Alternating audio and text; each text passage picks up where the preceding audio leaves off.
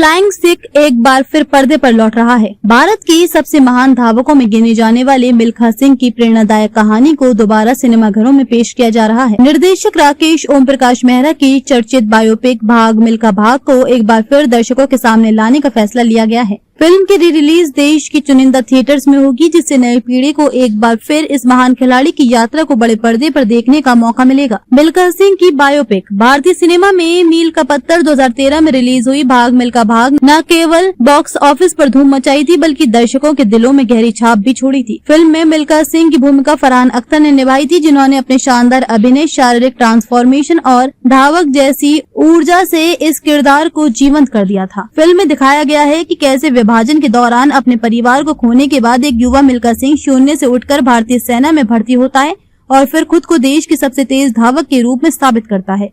ये कहानी दर्द, संघर्ष, आत्मविश्वास और देशभक्ति की मिसाल है। री रिलीज को लेकर फरहान अख्तर की प्रतिक्रिया। फिल्म के दोबारा सिनेमाघरों में आने को लेकर अभिनेता फरहान अख्तर ने खुशी जताई है। उन्होंने कहा, मिल्खा सिंह की बायोपिक में काम करना मेरे करियर और जीवन की सबसे सम्मानजनक अनुभवों में से एक रहा। ये सिर्फ एक फिल्म नहीं थी, बल्कि एक ऐसा मिशन था जो हर भारतीय को ये दिखाता है कि इच्छा शक्ति और परिश्रम से क्या हासिल किया जा सकता है। अब जब ये फिल्म दोबारा थिएटर्स में लौट रही है तो भावनाएं ताजा हो गई है। यकीन मानिए, रोमांच पहले से दोगुना होगा। फरहान के इन शब्दों से साफ है कि फिल्म सिर्फ उनके लिए नहीं, बल्कि पूरे देश के लिए गर्व का विषय रही है। बॉक्स ऑफिस पर रहा था शानदार प्रदर्शन।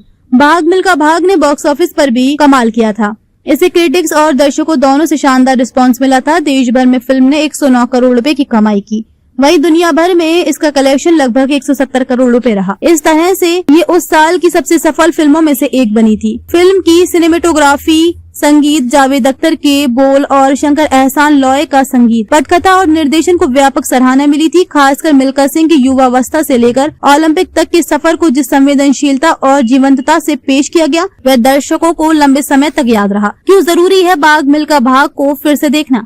आज जब देश में युवा पीढ़ी प्रेरणा की तलाश में है, तो मिल्खा सिंह की कहानी एक आदर्श उदाहरण बन सकती है। ये सिर्फ एक खेल की बायोपिक नहीं है, बल्कि ये बताती है कि कठिन हालात भी आपको रोक नहीं सकते, अगर जज्बा हो कुछ कर दिखाने का।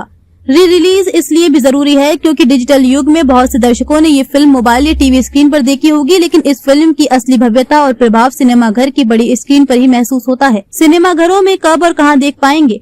फिल्म को देश के कुछ चुनिंदा मल्टीप्लेक्स और थिएटर्स में रिलीज किया जाएगा। इसके लिए एक विशेष प्लान तैयार किया जा रहा है, जहां स्कूल कॉलेज के छात्रों को विशेष स्क्रीनिंग के तहत फिल्म दिखाने का प्रस्ताव भी सामने आ सकता है। ये एक सांस्कृतिक और शैक्षणिक अभियान की तरह भी काम कर सकता है। मिल्खा सिंह की विरासत और आने वाली पीढ़ी। मिल्खा सिंह को फ्लाइंग सिख कहा गया था। ये उपाधि उन्होंने पाकिस्तान में एक दौड़ जीतने के बाद प्राप्त की थी। उनका जीवन इस बात का प्रतीक है कि परिस्थितियां कितनी भी कठिन क्यों न हो, आत्मविश्वास और मेहनत से सब कुछ संभव है।